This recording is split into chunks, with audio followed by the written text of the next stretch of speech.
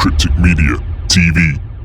What's going on, guys? It's your boy Cryptic coming at you today with another police corruption story. It is another historic story, but I do want to mention it because it's quite an interesting story and the prison sentence is very stiff on it, so it just goes to show that there is hope in the British justice system for dealing with corrupt coppers. This one's from the Telegraph and Argos, and the headline is: Bradford Police Inspector Keith Boots, who stole confiscated drugs to sell to criminals, is jailed for 26 years. A dishonest and manipulative police inspector who was found with £700,000 worth of drugs at his Bradford home has been jailed for 26 years. Keith Boots, 55, who will now be 58, who was responsible for disposing of seized drugs for West Yorkshire Police, was described as a disgrace to the uniform as he was sentenced at Leeds Crown Court. Boots, who conspired with his son Ashley Boots to steal the drugs from the force, was found with enough drugs, and I quote, to keep a 1970s rock star and his band entertained for weeks, including a large amount of cocaine in his washing machine. Judge Jeffrey Marston QC said he had never come across a case where the evidence was so overwhelming. He said Keith and Ashley Boots, who were jailed for 24 years, stole the drugs in order to put them back on the streets of West Yorkshire for their own financial gain. Now the paper's saying 24-year sentence. He said Keith Boots had been a trusted inspector. Judge Marsden said one of the consequences of a senior police officer turning to crime is it undermines the confidence of the police service. He added, it is a betrayal of those decent, honest officers who work diligently in order to detect crime. The judge told Keith Boots, sadly, the only conclusion I can draw is that your behaviour has been thoroughly dishonest and manipulative. You are a disgrace to the uniform you once wore. The 9-week trial heard that when police raided Keith Boots' home in Norman Lane, Eccleshill, in December 2014, they found cocaine, crack cocaine, heroin, ecstasy and cannabis worth around £700,000.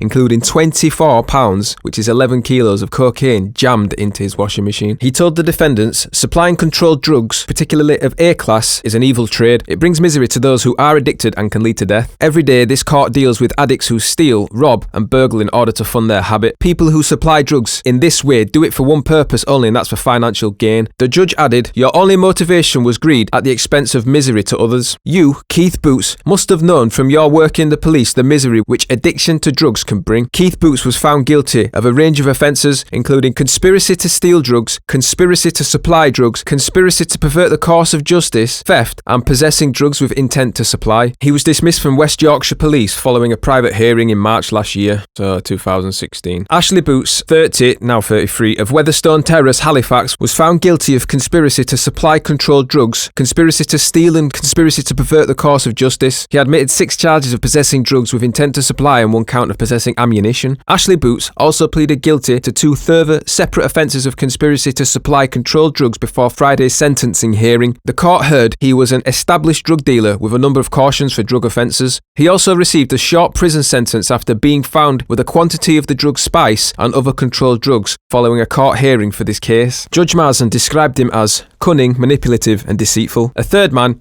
Ian Mitchell, 28, now 31, of no fixed address, was jailed for 5 years for conspiracy to pervert the course of justice after he told police the drugs found at the house in Bradford were his and nothing to do with Keith and Ashley Boots. Wow. Judge Marsden said this was an attempt to exculpate Keith and Ashley Boots from very serious criminal charges. The judge told the men they would serve half of their sentences before being released on licence. He commended the police involved in the investigation and the lawyers involved in the case. He said, this was truly overwhelming evidence. I have been sitting as a judge for many years and I have never come across a case where the circumstantial evidence was so overwhelming. And it is only so overwhelming because of the dedication of those involved in this investigation and for the greed of Mr. Boots, apparently. So personally, I reckon, given the length of the sentence, this is definitely a win for the fight against police corruption. I hope it sends a message to police officers the world over that you cannot abuse your position of trust by doing things like this. Fantastic that there was so much evidence in this case. It's just a shame there's not so much evidence in cases of smaller magnitude, more frequent cases that go on across the world as we speak. Right now, there's a police officer being corrupt who's abusing his position of power. There must be, by chance. Thank God we've got camera phones and audio recording capabilities these days. That way we can at least hold them to account for their unprofessionalism. But anyway, guys, that's the end of the video. I hope you enjoyed it. If you did enjoy it, please give it a like, a share, a subscribe. It really helps support this channel in its early stages. Also, guys, if you've got any police stories you want to send over, hit me up. I'll put my email address in the description box below and I will feature your video on my channel if you're interested.